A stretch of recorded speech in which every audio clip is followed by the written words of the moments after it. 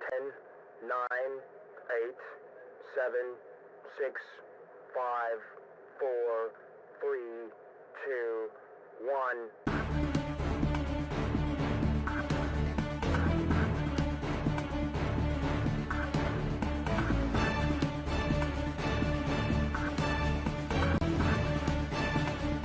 University Lawe pia MALO Mamani ayaw whakapatuia Holosini nei halaiwalo waftani Professor Inoke whatuwakau pia Professor tokita social waftani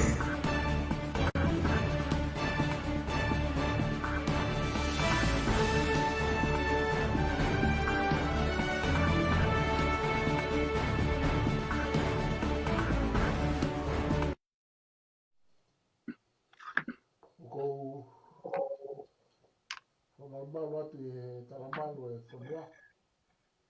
Te he ki he lotu pe moe ako. Ko whatulou atu he ki he kilukiluā mo no whihi ta ngata i ai. Te he whakatapu he ni ke kakai tupu ai whanua ni te whito ke matakari nana wala pe moe nāpui o kona utolu kentelani. Ka e au ko atu a e tau Polokalama.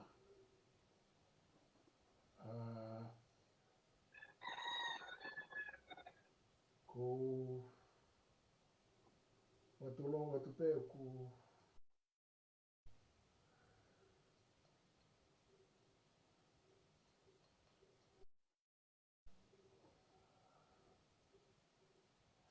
kai ki Polokalama mai fo teknikare ku asmai to ko tui pe wawe pe ane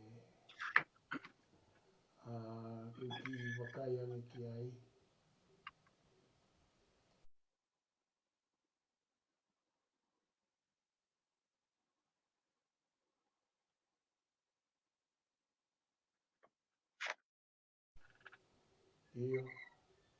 iyo koeno ku ke hena pe Tupou-mo-Lotuma Iyo, o eni. iyo kai tuku pe mua ke hoko atu ai ku whakatapu ki Polokalama mai e tau misini ka ku whapapatu ki he kaine prinsesi ko lātou fuipeka tuku aho kune mea heni ko ia talawhikaulahi Tonga ke Australia pe mono ka inga pe peke ngā i haa whare matapure kautau i whanua kautaki lotu pe me kautaki pe me Tonga ko toa pehu me mea mai ke tau Polokalama ka e tuku ke whaata mai mua e whanga neongo ai ki Polokalama ko ni ke mahoko atu o ko i heni pia mo Holosini Uata pe ko Tupou-mo-Lotuma pia me he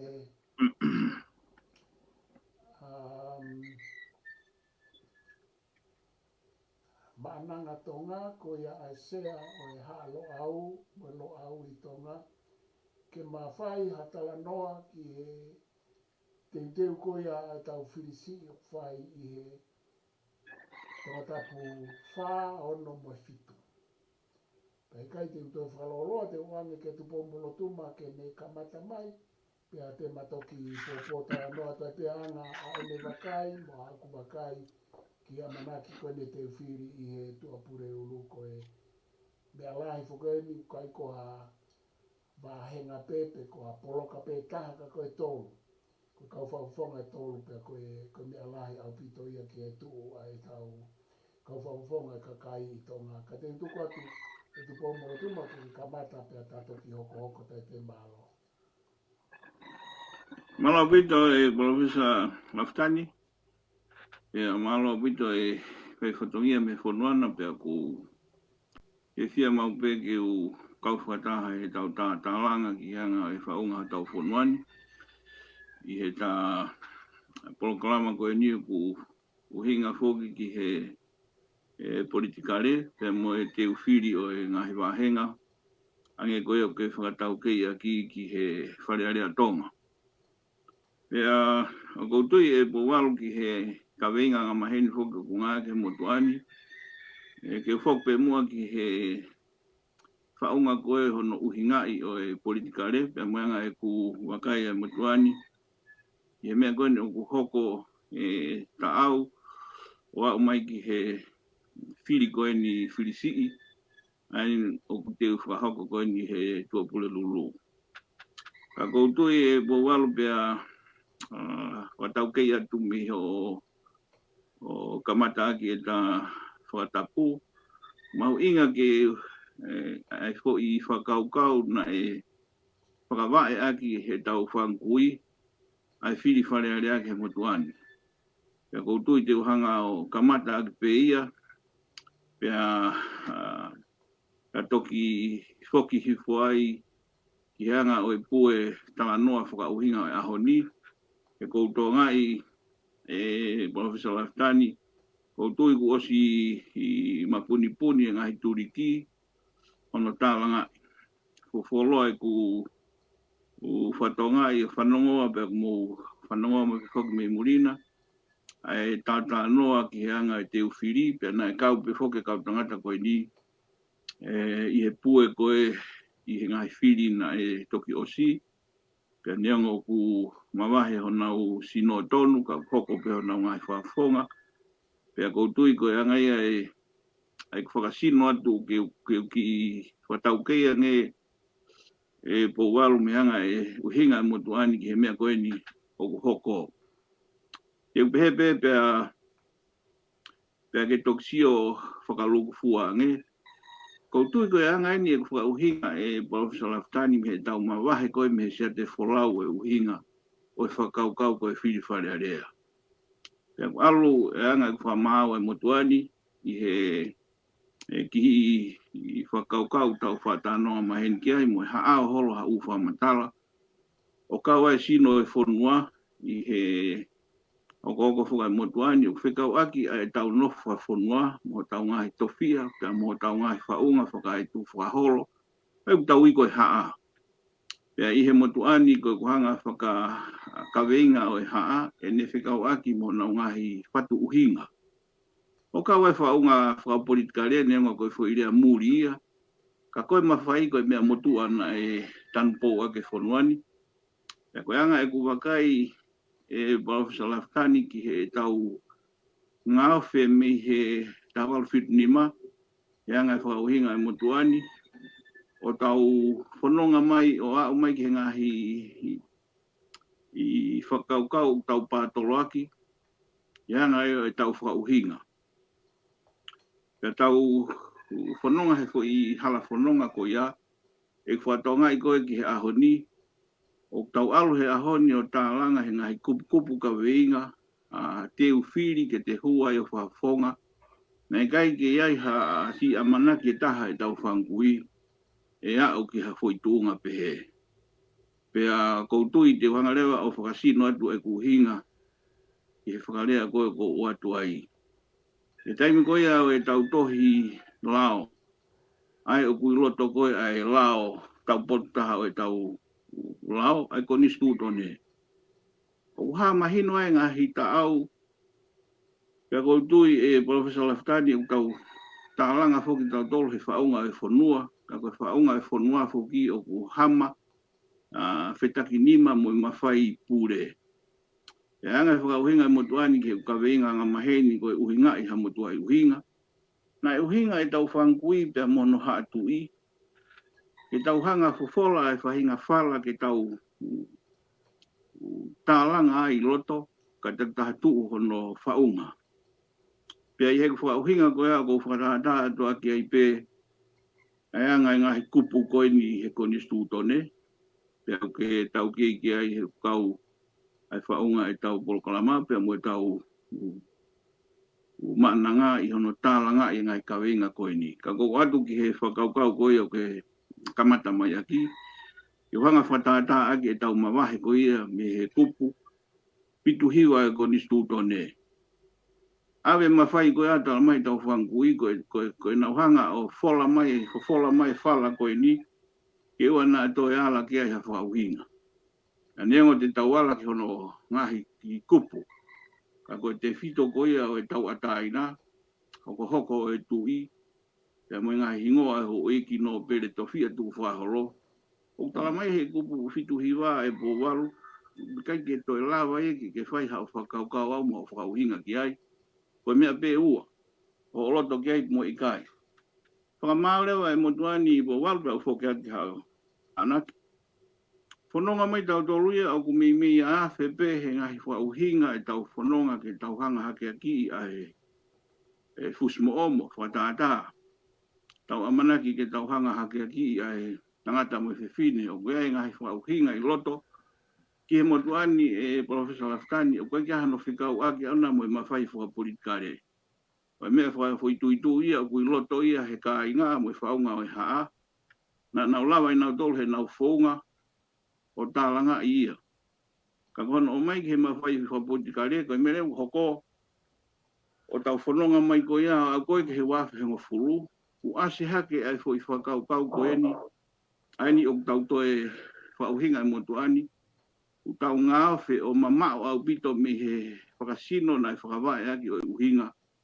O e lao mo i mawhai tutu ne whanuani. Ai o kua wā whangatuku e ko ni stūtone. Ko e tau hala whanonga ko ia.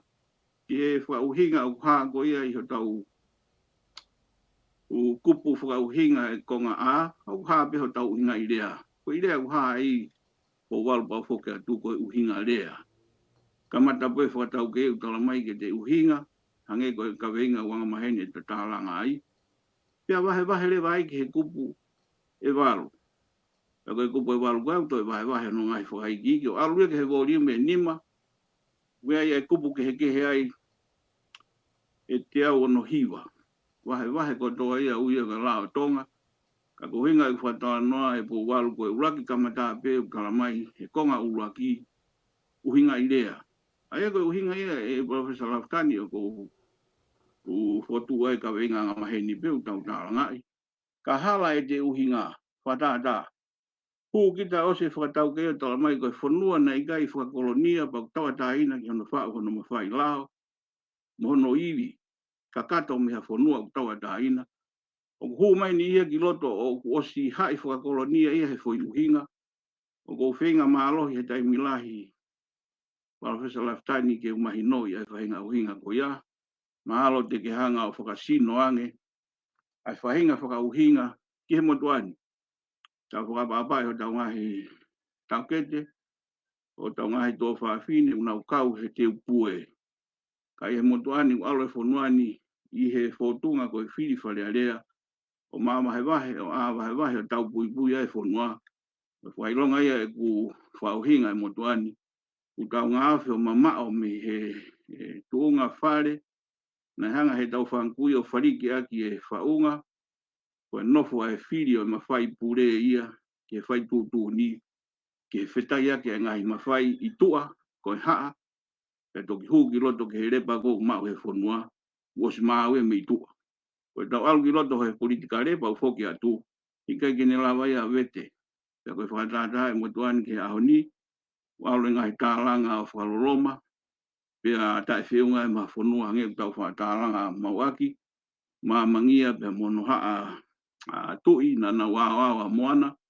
Pea tau tari e lotu. Mo tau ngahi whauhinga whaka aho anea whi. O tae whiunga ia ke au ke hatuunga he anga whamau e motuani. Professor Laftani.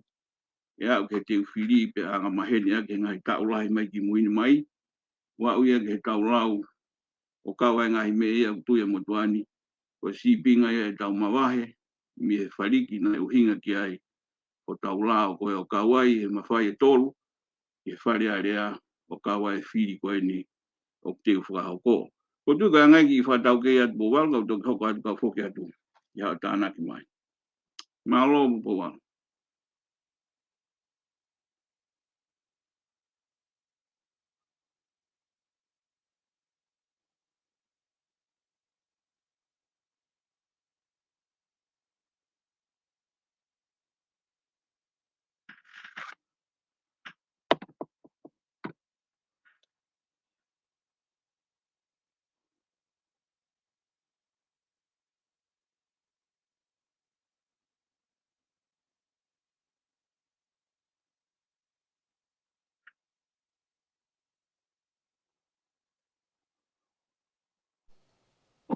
kataki ko fa Ia, malo sai peko nurea mai. malo Tupou-mo-Lotuma o whakatoka mai a e takawe ngā. Pea o ko fia i he ohanga o hulu mai. Ko tui ko mea mauinga o ke hanga whakatoka mai he ni. I o tawa te u. O ku hange ku more ai fo i lau maaria ia koe o e tau ngā au e koe whaka e whare area. I e tau mawahe me whekau aki ai haa pia mo i kau whafofonga. Pia mo ngā e tofia. A e tau alu a tau tōru ia o tau kawe uhinga. Makatuunga i e tau ngā i whakamalanga. A koe tau kawe i ai ngā i whakaukau whakatau taha. Ko tupe mahalo uhinga pehe o tau anoa ka pa o ku tonu pe e ku mau. Ka o ku mau inga o pito o hanga o hulu mai e whakaukau koe ni. E ko hanga o whakamanatu mai ka ki tau tonu.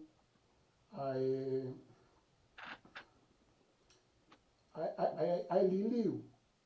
Me ngahi te fito i mo oni o e tau talanoa koe i mea koe Fili whare area. Aia, koe ku uhinga ka pa o tonu e mai no ko o uhinga. Koe whaunga koe na e pao aki koe ai whakaukau e Fili whare area. Ana e makatuunga he whaunga e whekau aki ai ngāhi. Mawhai lalahe tolu pe wha. E fito ke whamau a ngā mo e kabineti. Whatato ko nima nea whio mo pare mia pa pehe ke whare area. Pea o kua ngeka te au na ke hanga o whakarika mai e whakaukau na e makatuunga i e whaunga koe whakapolitikare mo e whakasosiare mo tua o e whonua o e haa. Mo e whakatofia. Ke whai aho tau whafofonga ika na ikai ke makatuunga i e ngāhi whakauhinga. O au ke ngāhi whakawhekiki me ngāhi tau lau he ahoni. Koe uhinga ka te lawa o huki whare area. Aia koe mea ia ku whatonga i ku ke hanga o mai pe ku tonu e ku mau. O koe rewa ni liwai koe aho koe. Nei au bea tangata katiteiti o talanoa lelei pe mohono. Ngāhi mahenga mo e kakai. Ngāhi mahenga. O makatuunga i ene whekau aki whakae. Toto, whakai taata, whakai haa mo ki nau tōru. Whekau aki whakai tofia.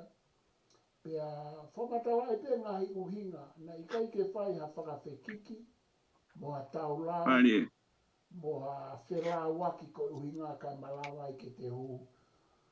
Ko ha kanti te itikita ke te hu ki whare area. E ko mea e ko asmaita te au i e kamata koe i ho tala. No ka ke hoko atu e Tupou-mo-Lotuma, MALO. Malo winta e bowalu pia koutui koe ngahi whakaukau hoki o ke powaki mai ki loto. Koe kamata ia ke tahanga o sio filoloto hoki e ki fwoi whakaukau koe ni e kupu. O e mawhai kehe lalahi e tolu. O e konistu utone pia hange koe na ke tānaki mai. O ku iloto hoki hange wanga maheni ka e whonua. Ai kupu e tolu koe tawataina koe mawhai pure. Ko e whonua. Pea ie mawhai pure whoki o kia e kabineti wharearea. Ka me whamauanga. Ai koe kupueni e tolu ai he wahe ta lahi ko ia, e tolu ko ia. O whai e ta Polokalama koe ni e Powaro. Ko teu Fili.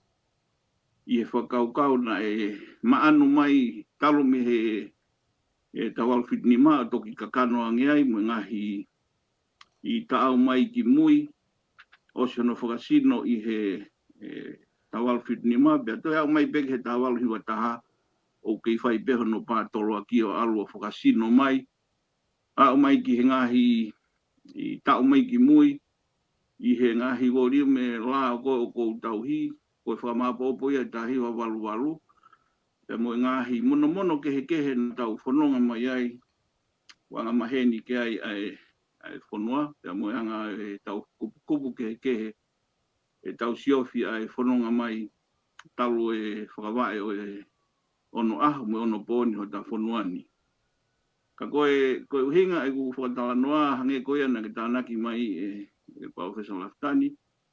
Ka pate tau whatonga i pa wat beto i whakatata kono ua. Na i kai ke tala noa e mawhai pure ia he aha ko ia ke kaua i haha huilea ko e masiwa. Ko whakatata ia he tauhanga nge o siofi e whakaukau ko ia ai o ku alu hono tālanga he aho ni o awhi whakaukau ke i pako mea rei pe e Professor Laftani. O kai ke uhinga o hala i tau tālanga ki he husmo o mo. Ai tau mai a e po walu te tau whakahingoa hataha e whonuani o gaha ne sirini. Foi uhinga ia ko pehe koe te tau ngāwhe, o whiinga i ke tā e ngahi āwahe wahe pe ose ange, o kai ke kau e whonuani ia he tālanga koe o kia hatu maari. Pena pau koe uhinga ki momo o tau hiloto, hono tuwha, o kia i pea e whakaukau ia i koe ke whahalaki.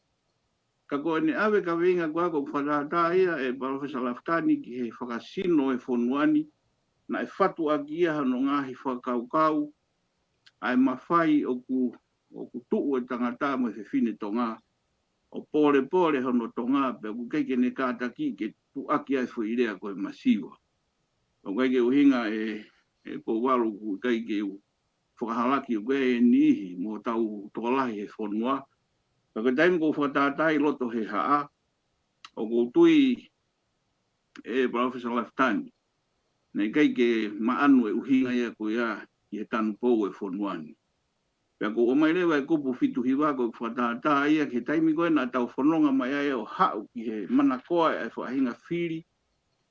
O ku ui koki Professor Laftani mo maheni ai ngai whanua o kupu demokalati ange.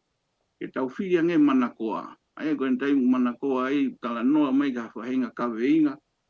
O ku te siwa atu o ku whakarea nou. E mawai ha mea tokoni ke hiri. I o to where o ko.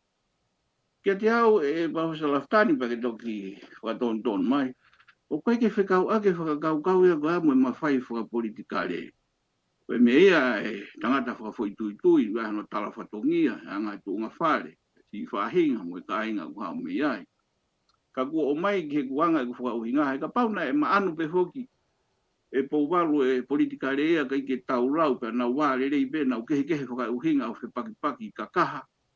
Kai wale rei pe. Ka ihe ahoni e tau whātonga e kou aru o au ia ke whahinga whotunga taha. Si o tupe motua e koe ke he lua mai motua koe pe puno uia tō hake ane mea ke o te na whirea ake. Ka whahinga whakailonga ia e po walu ke motuani e ma mahi lahi e tau whangkui ke whahinga tō onga ko ia. O lau e ni hia ka uia ki he toko taha ku si kau mo ia he pue. O kau e ngahi mea na tau hinga. Ko e anga ia o e tau mawahe, mi he ngahi whakaukau na e whakasino aki ai kupa e whonuani. Kai tuke ki whatata whakaosi atu e po walpau whoki atu. I he tau whenga ke toko he wafi hongo furu whatata. Ai mawhai koe e ni awhio ki he koe olowaha o e whonua. Whatongai whoki koe tau uhinga ke ua tuku aki. He ngahi taau koe o ku uhinga na tau tuhu ai tokua koe uhinga hu mama. Kana e whatu e whanua ia i he fo i whaunga pēa ko ia. Ka tau ngā whirewa o tuhui i he kupu fitu hiwa hange u talau mi ai. Koe uhinga whoki o kutu ai kupu ea koe ai wha uhinga i motuani. Koe te whaha alai ki ai. Koe mono o takai holohe ngai kupu. O tau whakarea rewa ke mawahe pē whataha tokoni kai ui koe kabineti. Koe taimi koe kabineti he ahoni. Tau whatonga i pē koe tālanga koe o ku alu he ahoni koe o toe. Tau e a pē ki he whukahi wai. Koe kau nihi o ku i he takawhalu e ni awhio. Koe uhinga e pehe e po walu koe whakatata hanga tōnea ko tō atu. Koe si pinga e koe e tau tālanga he mea. Nei tōnu ki o te tau kāwai ka tau ngā wei. Ai loto he haa sia nihi o ku whia mau hiviri. Koe ka tau talai hanga mai e po walu ka koe tau le tutupo e tau whankui. Moe nau tuwha e mea u nau mau. Koe whakau hau me he mawhai pure i kai. Koe whakau ia i loto he nofo ai kai ngā. O ku te sio ke he mamu mata upa te whahatokoni. Koe ke uhinga ke tau lau pe ko hai alo heka he mawhai. Ke heka ai pa tau toi whehui pe ko whe mea koe na i tala mai. Koe si pinga lewa ko hoko he aho ni. Ki he motuani e Professor Laftani. o fa baba I be ko nga ia fa unga e fo noa ko kia ha mafai fo ko mutuani ka ko fa uhinga ia ki uhinga e mutuai uhinga ki he hanga he tau whankui o whakasino whakawai ai mutuai uhinga o e lao me koni skutone o ka wai kupu o noua ko e mawhai pure o e whiri whare area te tauala mono mono holo ke mahino ko ke iaha tau mawhai ke aiba tau tuka ki anga himea o aluai o tau whahoho loto he ahoni ke matanga o koe ke ilo pe koe mau mei whe o tau manawasi I lewa e Professor Laftani he ngai tuunga ko ia o ka wai whakauhinga e motuani ke si pinga ko o tau te whiri ai koe o toi au ke ngai taimi o whaloloma ange neo ngau tau whapapai ni ihi o whia kau he pue ka koe angai e kusiofi whakauhinga ke tau mawahe mea alanga whare na uhinga ke ai hono whatu e whare ka taulanga e whare o si pinga tōkua koe mena uhinga ki ai e whauhinga e motuani tau he ai o mamao me sia te whalau e uhinga koe whakaukau koe whiri whare area. Kau ki whoke atu po walu me he ta kupu tala noa noa. Malo apito Tupou-mo-Lotuma. Kau ki tāna ki atu peko tui koe whakaukau mahu I ngā ene o kuke hanga o mai ai fo I liriu. Liriu I e wāwhengo fungu, pia mo ene kehe, talu me iai, o au ke ahoni ai mea koe kempeini a kau kantiteiti. O makatuunga foki ai whainga kempeini o ahoni, makatuunga ia, pia mei he whaunga nai liliu ki ai, pia mo e tau hao koe he tau e whanoa, I hono tau kawe I kono atu ai fo I whakaukau whakate mo kālati ia ki kempeini mei muri o makatuunga I whakatau kaha mo ene mana koa. O tai rewa ke toi makatuunga ia he whaunga pena e o si whaua ke konistuto ne mo whaunga e whonua. Ka makatuunga rewa ai kempeini ia I whakatau kaha ko hai ai mana koa taha ko ia e hu ki whare area. Aia ko na e whakatoka mai pēa e tau whaunga kempeini mo whaunga hu ki whare area. Ko ta whaki koe a ho e ki, na e whai a kia e nau Fili pe e nau tau e kau whawhonga o e hoi ki nau pere whakalufua e tau tolu o Fili e nau toko hiwa. Kana I kai ke whahinga kempeini I e lau maarie o e whe auki. Mo e pue, mo e tau aki whaari, ai whakakaukau, pia mo e whaiwarea, tufunga rea ko I ngā ke mau ai mana koa. Na e te eki ke mālohi mai. Aia koe, ke whaifonga kempeini whakate mokalati whukia pia mei muri, pia tau pia me hao me ono ao I e huesi te. Ka koe poini koe ho tala noa ko hanga o mai, u tau whaapa ke kau kanditeite a honi mo kau whenga huki wharearea. Ka ko hangi e koe o kui ai e fo I lau maarie o kumore. Pea o kui ai e fo I mea o kui kai ke whekau aki mo whehoko taki lelei I anga o e kempeini e kau kanditeiti mo anga whatongia e kau wharearea.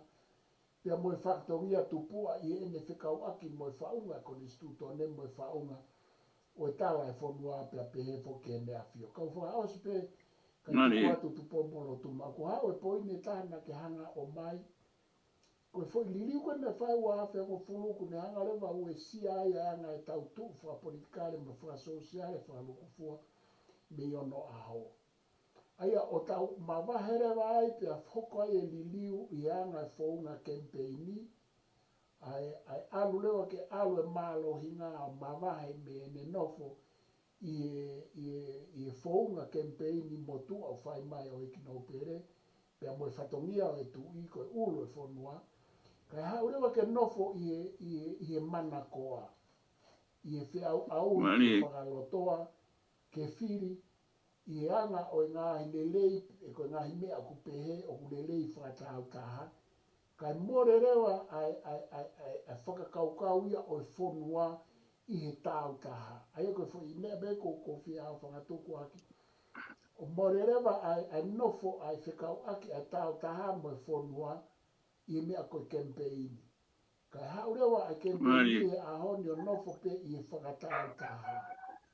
Ko hai o kumana ko a taha he whakatau taha. Pia sa ia taha ai kakai. Ia iai no kau popo. Ko whakau whate pukalati. Ko iai huka. Ko hangega te au ko tau kawe. O kai mea more ai I fo I lau maare o I whai whataungia whakai whare area. Ka whako kia I Tupou-mo-Lotuma mai. Malo pito Professor Lautani, ko tui koe hange koe au ke hanga o whakasino mai, koe uhinga ia whakaukau whoke o ko tānaki atu aki, pe hange koe au ke hanga o whakasino aki ai Polokalama noa o tānaki ki he Fili. Ko uhinga whoki ka ta whakatātā, Professor Lautani te Uata I whakaukau hono tolu, ko whakatātā hanga tonu ia hono tolu, me whakatātā ua na mua ki o atu. Ko taim koe te tau pehe ke ngai whanua ku whakatemokalati ange. Pataki tau mai hafui whakatātā hange koe o ke o mai. Whakasino reo tau pehe ko Pitania, I he tau Polokalama whok pe a whiunga mo pekia a kuini o Pitania. O kuma opo he koe I peho na ngahi kupu. Pe tau si ofu rewa koe ai House of Commons, koe House of Lords. Pe alo rewa na ufo iswaksa koe ia o whakasino me o lunga me mona ki. Tau si o ki Pitania, ki Amerika isa. O ku alo ai popular vote ia pe whakasino rewa ia a whangatuku he kau Electoral College ai whonua. O koe kau te whitoi ulu motua, o kunau mahino I koe ha ai Republican, koe ha ai Demokalati.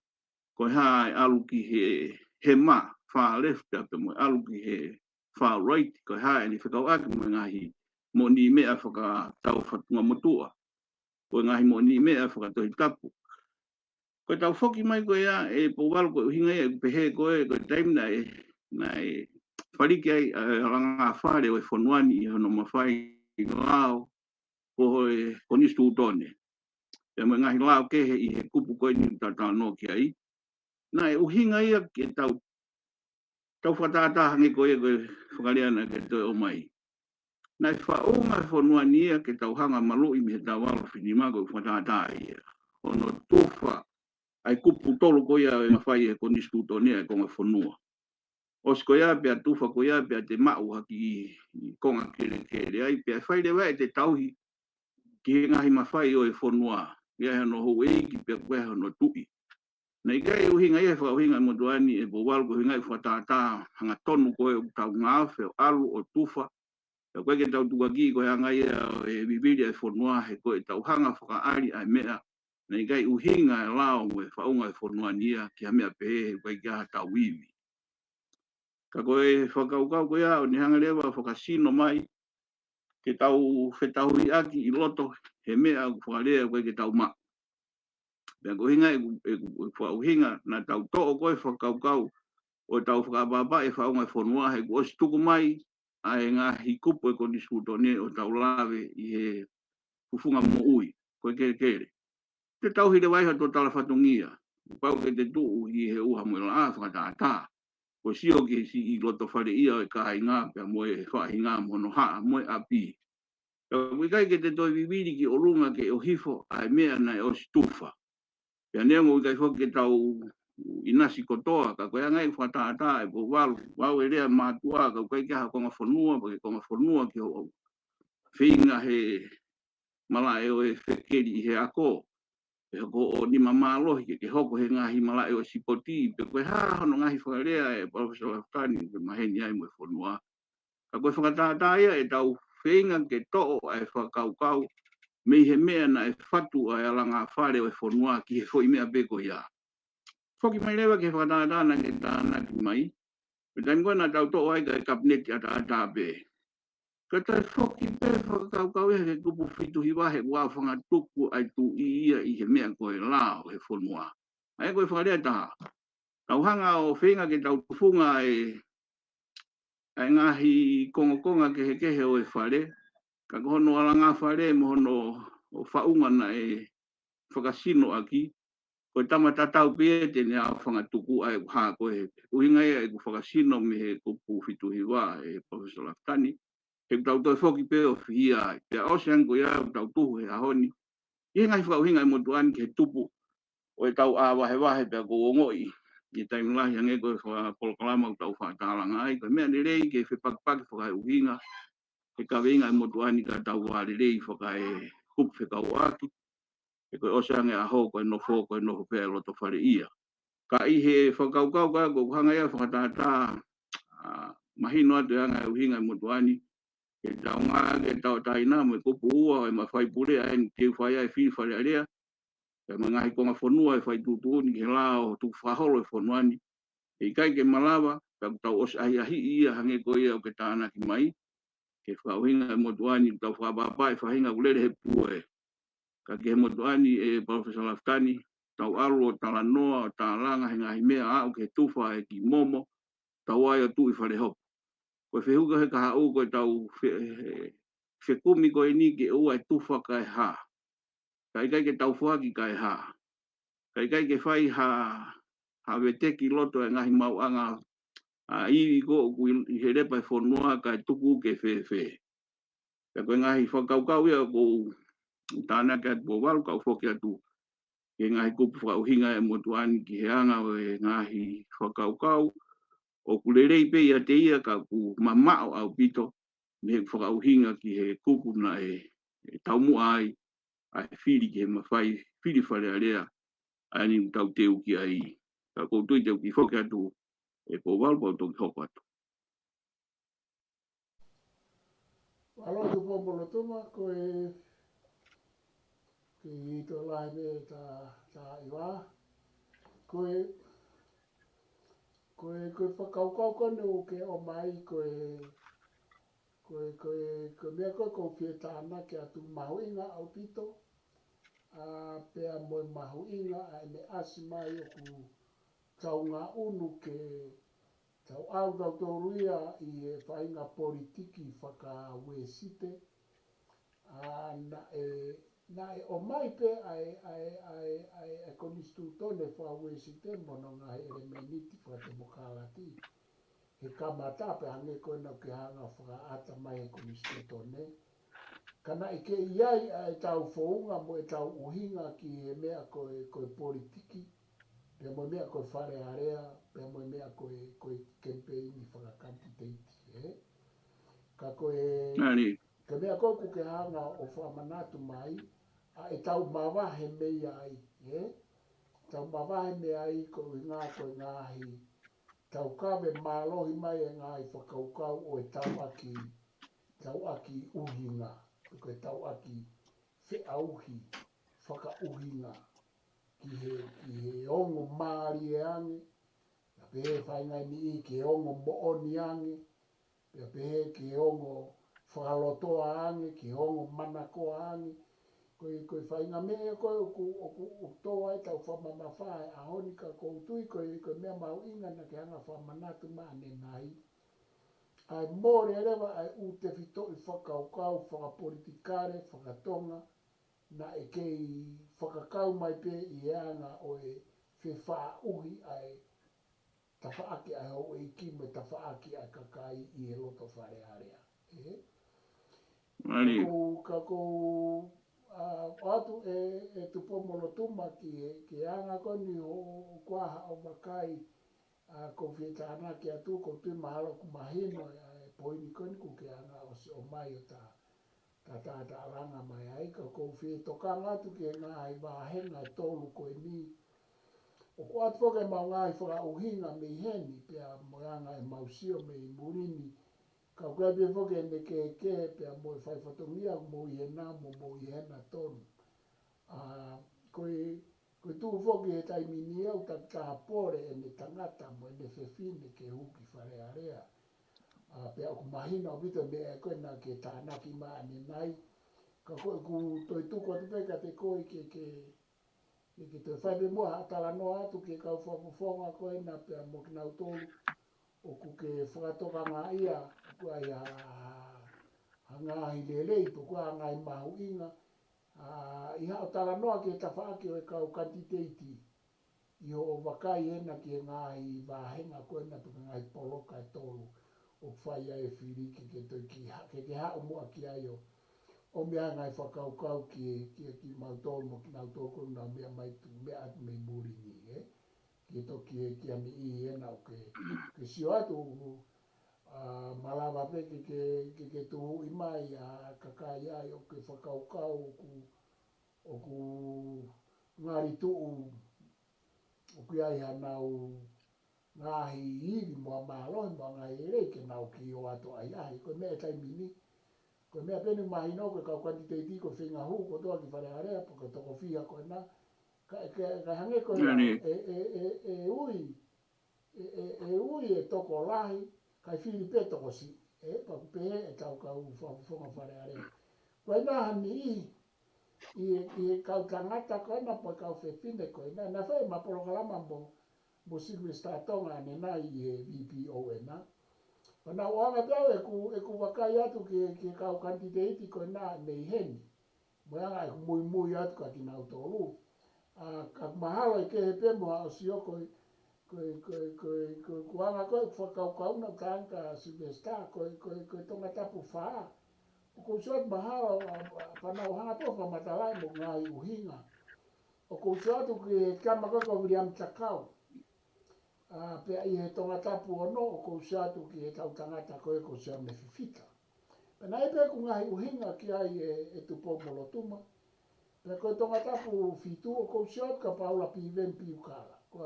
Ka koe e ku uhinga, keke u Fili whaka patoa tau pe te Fili tau ata aina. I he whotu koe ni.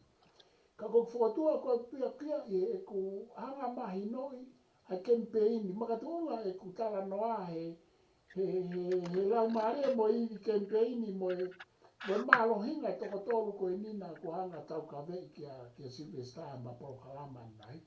Aya koe ka paupe koe upe e Tupou-mo-Lotuma koe a ku Fili atu ki ka ku whokotu. Koe ko ha ku Fili ka ku whokotu. Ko toko tolu ena ko whokotu. Ko toko tolu ena ko whokotu atu ki he tau te Fili koe ke tua pure lulu. Ka ku koe ke wilo ea he hanga hoa kai me he na. He ka hao koe ki he whakakantiteiti. Pea koe pe ku uhinga ke ka tuku atu he ka paupe e fie mao te tuku lawe atu ke ku uhinga MALO. Alo e walu ko tui whoki hanga tonu mai ki ho whehui. Pea hange ko ea ke whamanat mai ko tui ki wholofo. E ku nofo I loto he fo I uni motoa I uhinga ko ia. Ka koe anga ia e ku paufoki mai ki ho whehui e po walu ke tuhu I hanga hingoa.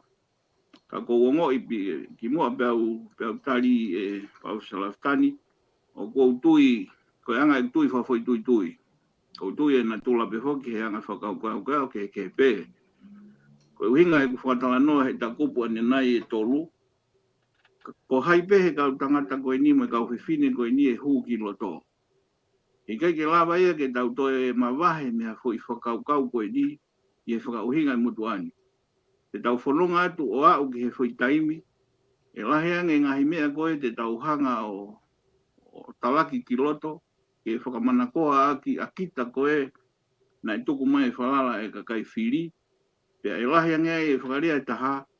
E tau alu he whahinga politikare te ui pe e po walu whangau aki he kau tangata e ki koe whakamaringa sio ata.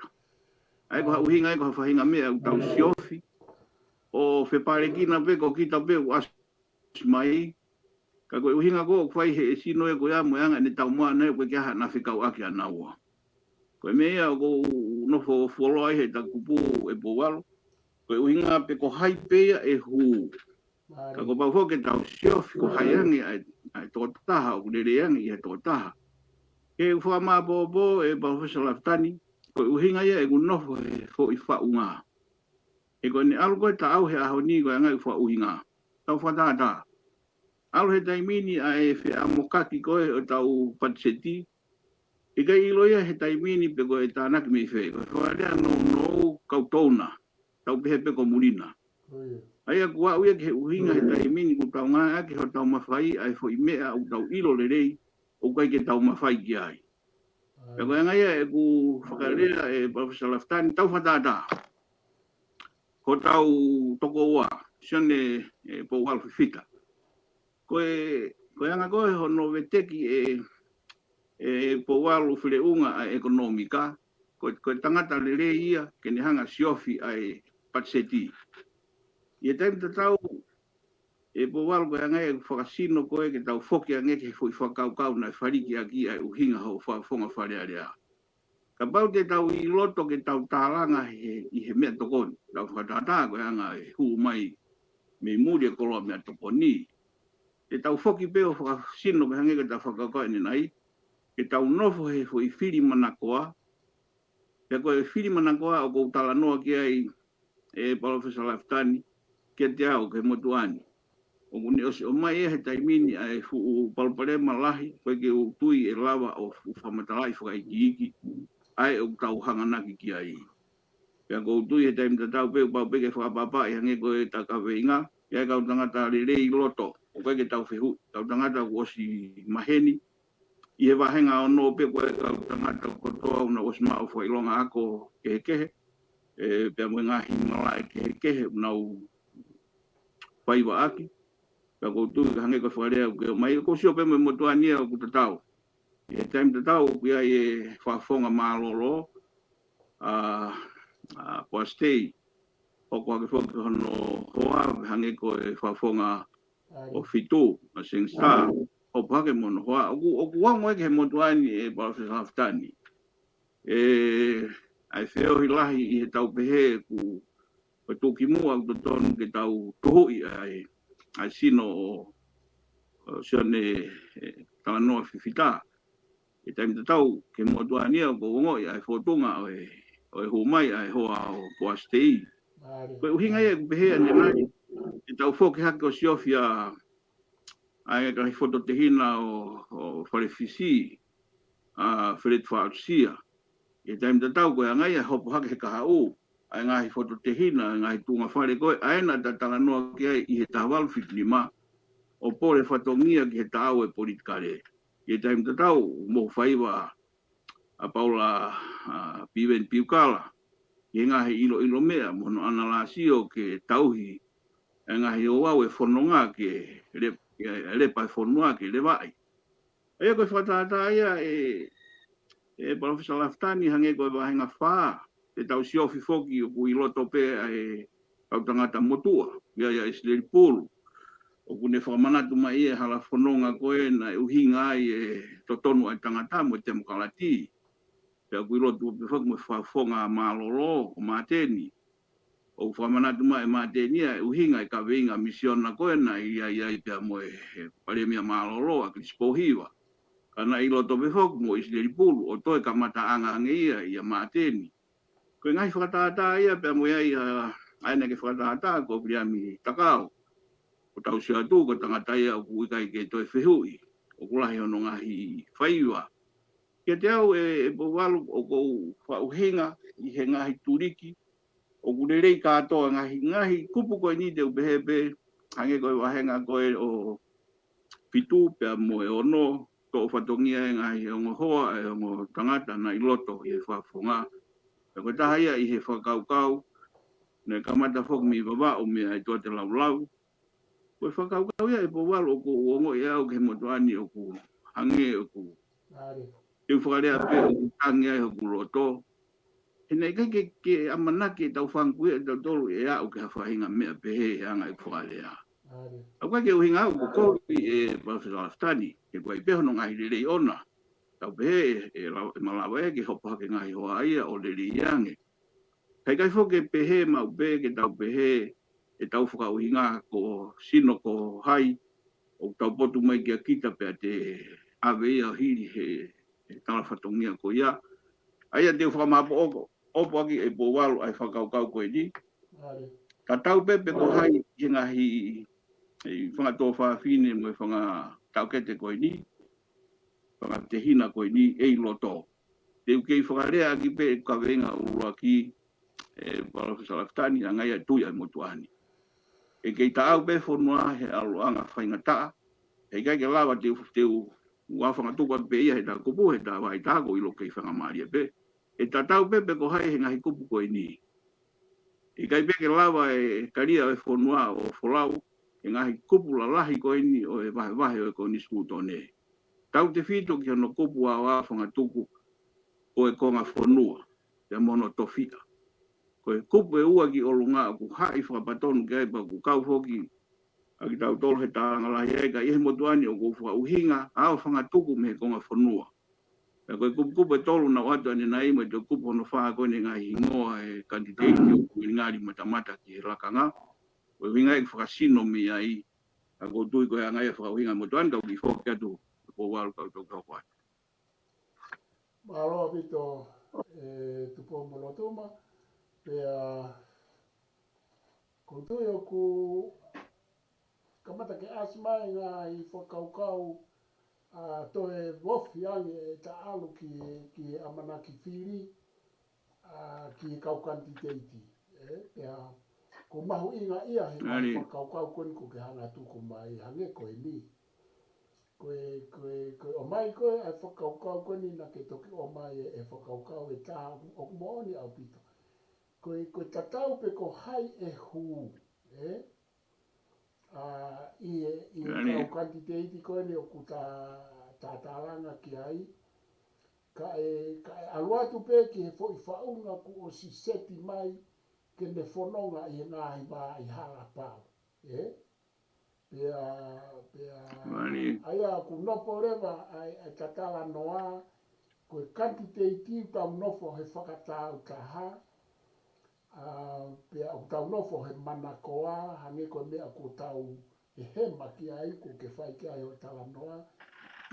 Tau nofo he ahoni i whakalotoa, koe ngutu maari e tama, koe ne tala noa, koe wheo mo kakai, moe ha.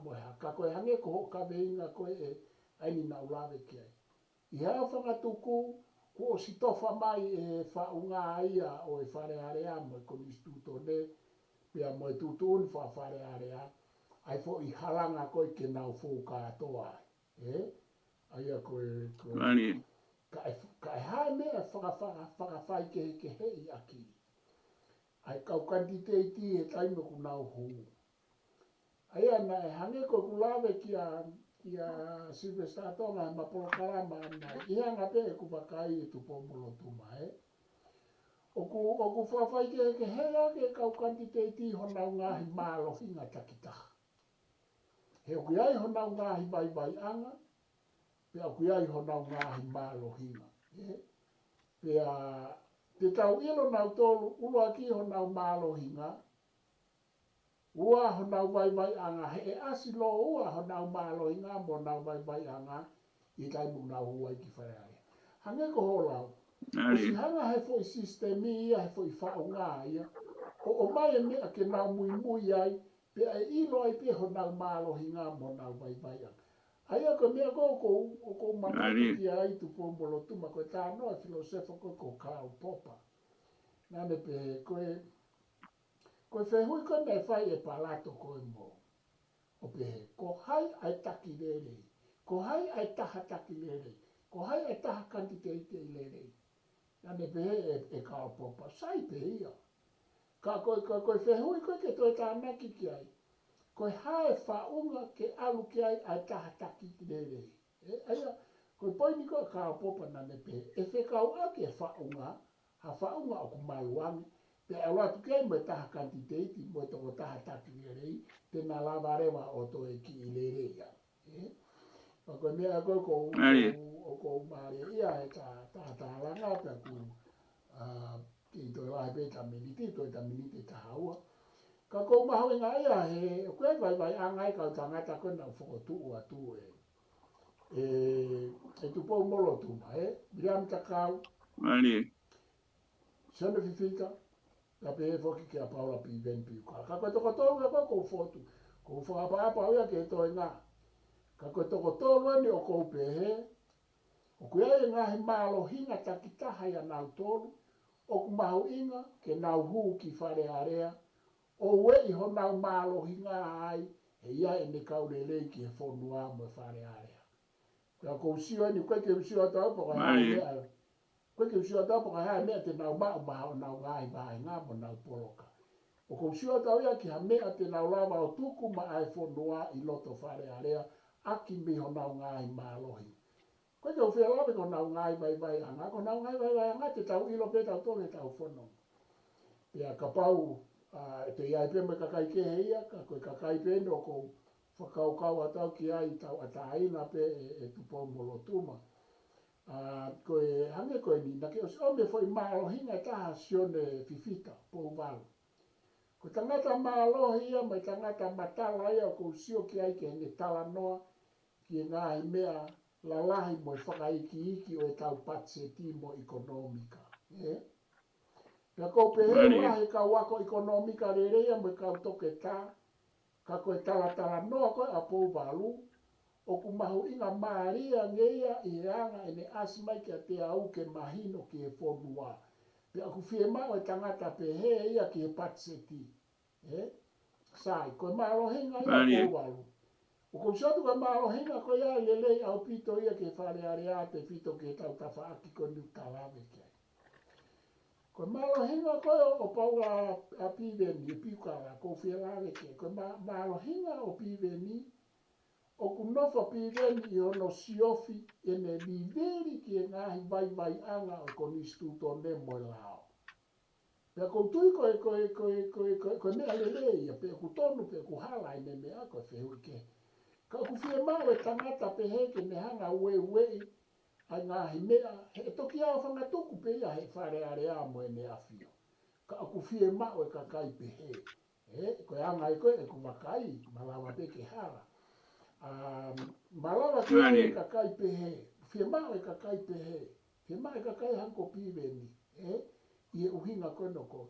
Koe fie mau koe vile antakau i ano malo hinga, ko wakai koe ka vile antakau koe tama o ne lawa o ngā au e whakataha ke puke whonua mo ngahi kupu ke whakataha mo politiki. O ku ke hea mo piveni. Ko piveni au ku tu uia ke ne hanga o keri. Whaka viri ki he u vai anga ko nistu tone mo la o ke lava ke tau toi sio ki ai. Pea koe ka hano ko. Ko malo hinga vile amtakau. O ku no foi he whenga ke ne hanga o puke ngahi kupu e whonua whakataha mo politiki. Mo community mo lotu. Koe ke natula pehea piveni. Koe ke natula pehea a pou wala, a sioni. Aia koe ku wakai a koe a aku e Tupou-mo-Lotuma. O ku pehe ka pao e whainga maari, ka pao e kai. A kau tangata koe ni, he koe hange ko ho tala noa. E ria nau tōko nau malo hinga te tau sio ki ai mo nau vai anga. Pea te tau toi sio rewa koe hae mea e nau whemiri aki, mo e nau whewha ui mo e whaunga, ai koe tene tataki ki nau tō. He ku neongo ai. Ana ala piveni a mau ai whare area mo mea. Ika i koe penga i tutu unia mo mea e whare mo mea. Mo lao e ala piveni o longo a ala pe mo nau ke Mo mui ki ai he kupure i mea koe. Kai ke ka koe anga pea e kutala no. Ako kai tuku atu e Tupou-mo-Lotuma ko tui koe tatai mie ke tānaki mai mo wāwhanga tuku mai pe e ka Polokalama Mitiafaifio. Malo vito e pawaru ko tui te watu e ke whakatata e ua. Ki he kaweinga koe ni o hinga e tari a e whehui. E hange koe au ke tānaki maari e mai. I he kupu peo e lao foki e pawaru pe anga maheni ki ai. I he kupu e waru koe nau tāno ki ai i he vauri me uraki. O e tohi lao. E kupu anō me kupu fitu o kunofa e ku hinga koe ke kupu tolu e whonua. Koe lao o whangongo e ngahi lao. Ono ia, pea koe fitu rewa koe ngahi lao o kui kai pulusi. Whakarea taha o kui kai tohi. Pe taimia ko whamaa popai koe ke he whonua ai tau talanoa rewa. Professor Laftani ke hama ua o lowaha o whanua. O kui koe tu i o whanua he tahawalu whitnima, mo hau e whanua me aho eitu. Koe uhinga ia e kupehe Professor Laftani e tatau pe ko hai o kui loto. Mai tui koe taimi o ku whakarea ia loto pe ko hai e whafufunga. O kairewa ke te mau hatari pe koe uhinga ia te wate whai whakatata hanga tonu ko ia. Koe taimi tau tuho ai ke he mawhai, koe whaka ilonga ia ku kai ke toi rea hala whanonga. Ka i he whatu o lalanga e huhula o mwe tutuuni e whanua, o kui loto e hala whanonga, o kui he whaka uhinga o kui ia te ia pe. Ka koe uhinga e tau e kuhanga toa te whatata ko ia, uhinga ia e kupehe po walo. Ka wau e whiri ha tangata ki loto, moha Fili. Ia taimi tatau hange koe whakarea o ke o mai. Ka tonu e tau mua, whakarea anga mahenu tanga ake he ta kopu uhinga i motua i uhinga. Tono tau mua ka tono e whaunga, e tau ire weu tau mua tonu, e tau muri tonu. Hiki hangirewa ke hono hama whika ua, o tono e tau mua ka hala e whaunga. Hiki rewa ke he kupu hono tolu, tono e whaunga ka hala e tau mua. Pea mohono o kupu wharewa, hala e tau mua, tono e whaunga. Pea mo kupu nima, hala e tau mua, hala e whaunga. Ko hinga e hepo walu ke whakamapo ope kupu e tolu he uhinga pia e motu wani. Ka pau e kai ke te whetaiaki, whetaki lima e tau ataina. Kupu hono wa ma whai pūre. Kabineti wharearea whakamauanga. Kupu hono tolu ko e awa whanga tuku ia hama o ene a fio hono whika ua. O ku ui ko e hau e whanua, mi he tanu pou e whanua ni me aho eitu. Ka pau te whatonga i po watu atu mo ki whatata whaos. E tui tene whakasino e ku uhinga. I he lao i kai ke tohi. Ko e lao i kai ke purusi. O ku uhinga ia he whakauhinga e motuani ka ke ka hala whakauhinga ki loto hange ko whatata ane nai. Ko uhinga ia ko pehea i ka pau e hala mua, hala e tau mua. He kunofo mai sa te wholau ia ke tau ave hamo ui ke inasi ai whanua whakai masiwe siwa. Pau ate waifu i whatata ke he masiwe siwa. Taimi lahi ko tālanga i ka weinga koa mo tau ngahi te hina he politika re e po walo. Pau whehu i whakaukau koe ni. O kuanga whewheho whakahinoa i tangata o kumasiwa. Pea koe tari rewa pehe, koe tangata o ku mau api tuku hau, mo api kolou i kai ke masiwa. Whatongai po walo o ku whihala haki e whi whakaukau ia koe amu e mea ko hoko. He ka tau ka analasio he whakauhinga i taimini. Koe kakai lahi taha o ku Tonga mau api kere kere. Api tuku hau mo api kolo. I he whakarea au tau i koe masiwa. O ku whakauhinga ke he politika re. Tonga ia koe matai koloa. Ho mo no foi murina e po walo ku ia koe tangata tu maari e.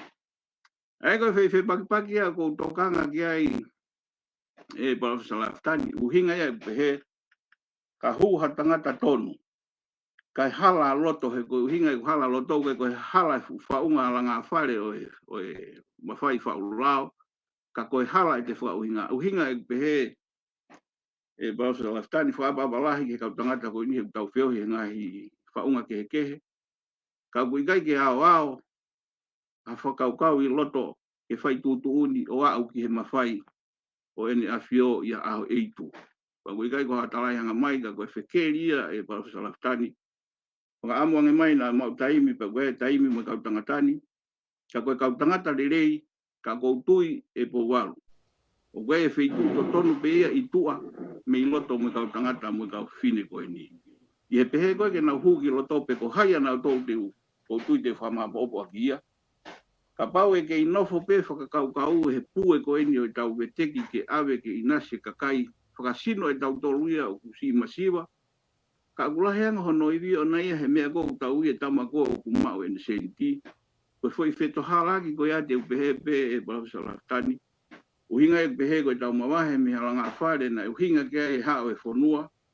Mo ne whakatoka mai hono ngahi mawhai pure. Pea whakaosi aki ki he mawhai ko ia koe konga whonua o kuia i kita koe tangata i whonua. Hea te huu rewa ki loto ngā ake whupua pia u whakalongolongo. Ke fia ai pia mo mauiwi ai e whonua. Mahalo koe anga e whamahapo opo aku e ko walu koe pe ko hai he kau tangata e whakarea nou ki ai. Ko hai pe tangata ku osi tāu ki he motuani. Tene lawa whai le e whatongia. Kai hange ko whare ane nei. Whakatatau pe ia. Pea moe mawhai koe o stuku mai loto. Ke i kai ke maapo opo e uhinga i. Whakaukau na e tau whatunga motua mai mo tau tu whaharo. Pea ke inofo i pepe ko hai loto. Ka o lewa ku lawa hano talanga i lo loto ange ngai whakaukau ke koe ni. Ka ko tui po walko angai e ku whauhinga pe ko tari koe whihui pe ku mamao. Ka ihe kau tangata koe ni ko teu pehe pe ko whapapai. Pe ko hai pe ki na tole hu. Ko tui te tau i pe ia koe whafonga te nilawa. O whafonga le rea wahenga wha. Wahenga hono. Ka mo wahenga fitu. Ke tau awe pe kai whapapa. Whausinga neonge kehe ngai whauhinga mono ngahi i tala whatongia, tau tui ko mea mahu inga ia, kau tangata mo kau whiwhini, ke nau kau he pue ko ia. Pea makehe ange me ngahi whito ake e whauhinga motoani, ka kou whakapapai pe ko hai peha taha ho tau ngahi kupu whangafoto te hina, mo tau whangafoto tofa whine, o tau tala monu peka ki nau tolo ofa ke nau mau ha whini le rei, pea ke nau whafongai le rei ai wahe ngā pea mwe whanua whakalufua. O tui kai whakasino ia e pau salaftani, ai anga e ta Polokalama MALO. Alobi to Tupou-mo-Lotuma, pa koutui ko e tānaki whakausia, pa mua whakatuke ta Polokalama, ko ke whakahoko mai, pea tu whakaukau pe tā ko whatukanga ia i o to e tānaki mai koe nipa na ke hanga pe o omi anai ko e whakaukau koe o e masiva, pa koutui ko ke o si talanoa koe ki ai, mahu inga au pito ia, a e nehu mai, a e whakaukau masiva he ahoni, pea mohono ngahi uhinga ke, ka koutui ko o si unga pe ia na ke o si iai ho tala noa mai ki ai.